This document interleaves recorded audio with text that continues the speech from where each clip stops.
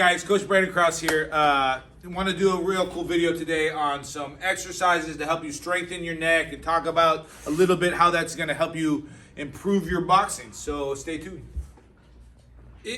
One of the reasons that you can be hurt in boxing is because, look at it this way, your brain inside your skull, it's not butted up to your skull, all right? In fact, there's a fluid that keeps your brain kind of floating in the center of your skull, and it helps it avoid hitting that skull.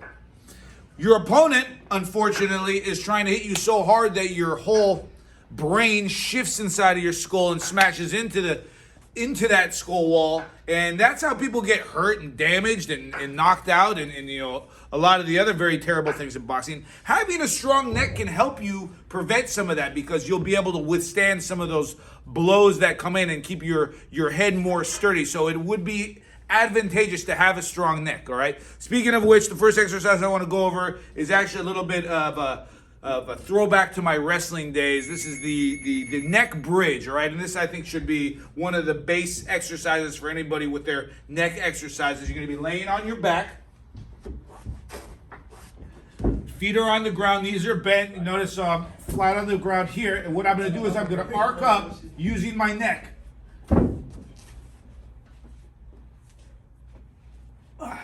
Kind of like I'm looking behind me.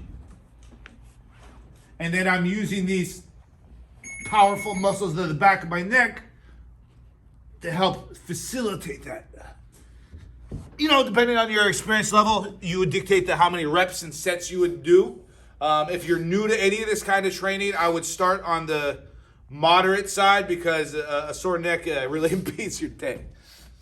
So those neck bridges, you know, they require a baseline of strength, and if you're not there quite yet, you have one that can kind of help you level up to that. Some neck flexion in various angles on the side of the ring, all right? So you go to the end of your boxing ring or anything you really have to drape your head over, a bed or a couch. And you pick a direction. We're going to be facing down right now. My neck is off, and what I'm going to do is, with a nice full range of motion, I'm just going to be a total headbanger. And here, just working through a nice range of motion of flexion for the back of my neck, right? But here's the cool thing about this exercise. I can lay on my side, and I'll be working the same flexion, but with a different part of my neck muscles, right? Likewise, I can go onto my back, just chilling here, and working through a nice full range of motion. Working your sternocleidomastoid, isn't that a cool name? Anyways, come in here and then rounding it out on the other direction. You'll notice you have significantly more strength and endurance here compared to those neck bridges, so I think the reps would definitely be higher here. But again, if you're new to this, start on the moderate side. So those last two exercises are cool because they really don't require anything special, all right? If you do happen to have some equipment, you know, that's what this next grouping of exercises is going to be. A good rubber band, a good elastic band is a very versatile thing to have in your repertoire, right? And we're going to use this now to work our neck.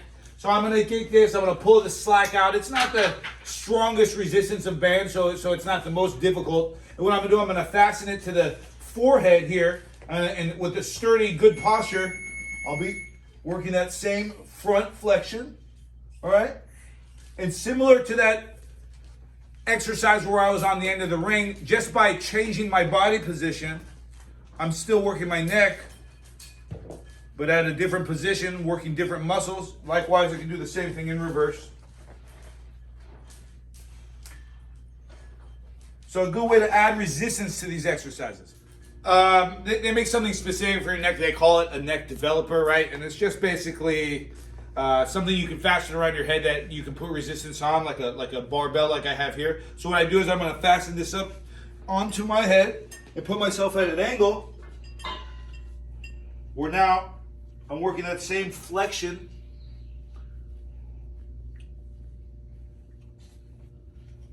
You know, there's not too much weight right here, you know, depending on your strength level would dictate how much resistance you would use, all right? And you don't want to pinch or tweak your neck, right? So I think upping the reps is always better than upping the weight when in terms of your neck specifically. Another cool thing about the neck developer, and you don't even need a neck developer for this. You can wrap a towel around your weight or a rope or anything.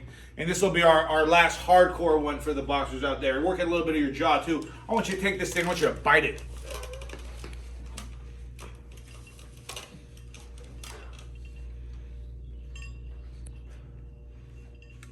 This is another cool way to kind of up the intensity of that exercise and also work on strengthening the muscles of your jaw.